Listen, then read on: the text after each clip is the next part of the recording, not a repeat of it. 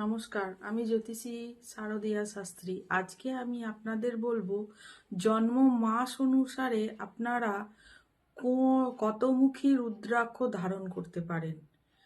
জন্ম মাস অনুযায়ী রুদ্রাক্ষ ধারণ করা যায়, সেটা একটু আপনার দিকে জানাই।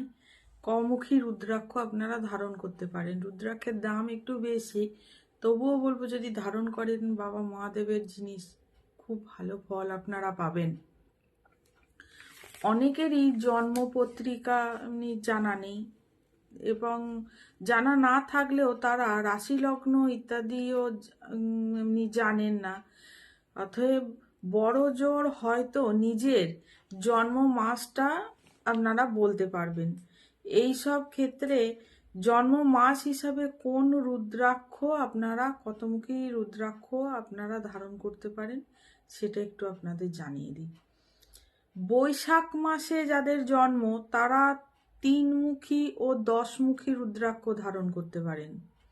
বৈশাখ মাস অনুযায়ী যাদের জন্ম, যে কোনো ডেটে বৈশাখ মাস অনুযায়ী যাদের জন্ম তারা 3মুখী ও 10মুখী রুদ্রাক্ষ ধারণ করতে পারেন।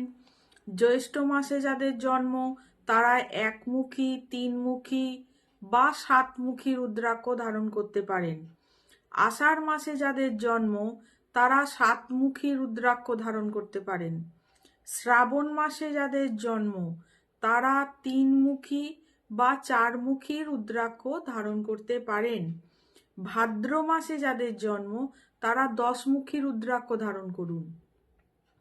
আশ্বিন মাসে যাদের জন্ম তারা 9মুখী বা 13মুখী রুদ্রাক্ষ ধারণ করুন। কার্তিক মাসে যাদের জন্ম তারা 9মুখী রুদ্রাক্ষ ধারণ করুন। অঘ্রাণ মাসে যাদের জন্ম তারা 10মুখী রুদ্রাক্ষ ধারণ করতে পারেন। পৌষ মাসে যাদের জন্ম তারা 8মুখী বা 4মুখী রুদ্রাক্ষ ধারণ করতে পারেন। মাঘ মাসে যাদের জন্ম তারা 7মুখী বা 8মুখী রুদ্রাক্ষ ধারণ করতে পারেন। ফাল্গুন মাসে যাদের জন্ম তারা 14মুখী রুদ্রাক্ষ ধারণ করতে পারেন, অর্থাৎ রুদ্রাক্ষের 14টা মুখ থাকবে। চৈত্র মাসে যাদের জন্ম তারা 1মুখী রুদ্রাক্ষ ধারণ করুন। জন্ম মাস হিসাবেও রুদ্রাক্ষ ধারণ করা যায়, যে রুদ্রাক্ষ ধারণ করলে যদি কোনো ক্ষতি হয় এসব ভাবাটা ভুল। রুদ্রাক্ষ যে কেউ করতে পারে। অতএব জন্ম মাস অনুযায়ী কমুখী রুদ্রাক্ষ ধারণ করতে পারেন, সেটা আমি বলে দিলাম। পড়ুন, খুব ভালো রেজাল্ট আপনারা পাবেন।